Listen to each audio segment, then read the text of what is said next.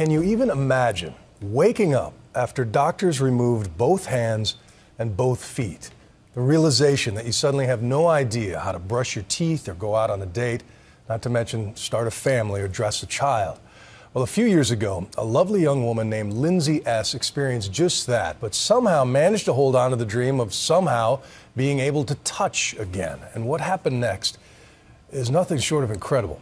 Nightline producers Max Culhane and Mary Marsh and ABC's John Donvan have spent 3 years following Lindsay's journey.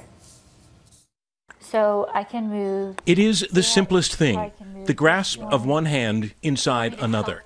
But Lindsay S. will never see it that way. For her hands, these once belonged to someone else. Her story and these hand stories are one and the same now. But listen to how that came to be. Growing up, Lindsay was always one of the pretty girls. She went to college, she did some modeling, and got to work building a career in fashion. And then she lost her hands and her feet. Okay, let's hold you right there, please. We first met Lindsay 3 years ago, in December of 2009. Hello, Lindsay. Hi, good to see you again. In one of her first meetings with this man, Dr. Scott Levin, a transplant specialist who is willing to try the still rare procedure of giving Lindsay new hands, real ones, from a donor. Will I be able to go behind my Sure. and do things? Yeah, hopefully you'll be doing your hair. Here's what had happened to Lindsay. When she was 24, she had her eyes on a career producing fashion shows and had just graduated from Virginia Commonwealth University's well-regarded fashion program. You were on your way. Yes, I would say that was my dreams as far as being an excellent student and well-respected were definitely coming true. But then she got sick. A blockage in her small intestine from Crohn's disease. Surgery followed, and something went wrong. An infection that took over and shut down her entire body. To save her life, doctors had to put her in a medically induced coma. When she came out of it a month later, still in a haze, I knew that there was something wrong with my hands and my feet because I would look down and I would see black, almost like a body that had decomposed. the infection had turned her extremities into dead tissue. There was a period of time where they didn't tell me they had to amputate, but somebody from the staff said, "Oh, honey, you know what they're going to do to your hands, right?" That was when I knew. April 2010. Should I call Randy then? The remarkable thing was seeing Lindsay at home in Richmond, Virginia, and the things that at that point she had learned to do without her hands, like this. And this. And guess what? Yes, this. The most common questions I get are, how do you type and how do you text so fast? It's just like chicken pecking. The truth was, though, that overnight she had become profoundly disabled. You don't have your hands now. Or my feet. Or your feet. What are the challenges? The challenges are independence and lack of control. Remember, she had lost her feet also, and getting her prosthetic legs on always required help from her mom, Judith, who basically had moved back into her daughter's life, back to the kind of care that would have been their connection 20 years earlier. How much do you want them cupped up? Lindsay had discovered a lot of things about herself, that she did better emotionally by not focusing on the life that was gone, that she hates needing so much help. Can't wait to brush my own hair. I'm such an independent person. But then again, I'm also grateful that I have a mother like that because, what would I do? I want her to be able to, touch me just the way that I touch her. She also learned that while she could adjust to the prosthetic legs, the prosthetic arms were just too heavy. These prosthetics are shit. I can't do anything with them. You can't do anything behind your head. They're heavy. They're made for men. They are claws. They're not feminine whatsoever. Besides, she realized so much of our independence, our identity even, is in our hands. I've accepted the fact that my feet are gone. That's acceptable to me. My hands is not. It's still not. In my dreams, I always have my hands.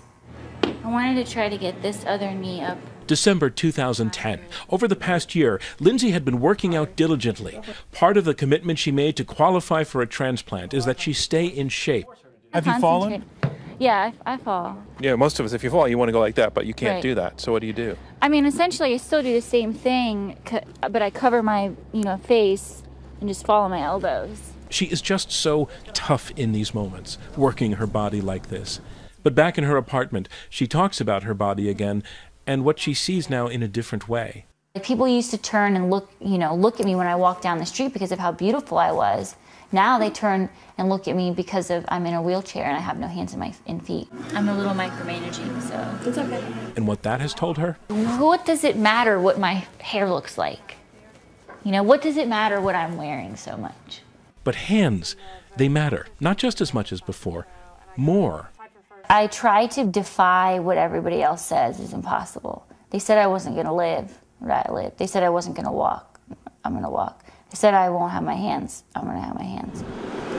4 months later, April 2011, I pay a visit on Dr. Scott Levin at the University of Pennsylvania, who talked about how complex a surgery Lindsay had signed on for. You have normal sensation here? Mm-hmm. The hookup of the new hand is relying on her nerves growing into the new muscles from the donor. The nerves have to grow into those muscles, which takes months, can take a year. So she may or may not get truly functioning hands back. We tell patients, we can fail you. The operation can fail. What's failure? Failure means the part doesn't survive and we have to re-amputate the transplant. That's failure. The preferred donor would be female, with hands of the right size and a skin color that matched, and that part of the wait now was for those body parts to become available. That was, of everything we discussed, the part Lindsay found most difficult, about this unnamed donor that everyone was waiting for. I hate thinking about that. Why? Because I just don't. Yeah, somebody out there right now is alive. You hate thinking about it because it means that that person would have to die. Mm-hmm.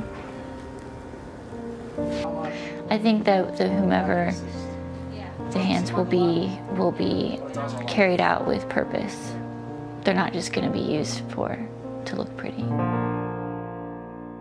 September 2011. My spirits are pretty good. We've been waiting for this for a long time. After 4 years without hands or feet and a month on the waiting list, it has finally happened. Someone, somewhere, has died, and her hands are being delivered to Dr. Levin, who has also now phoned Lindsay, telling her to get from Richmond to Philadelphia immediately.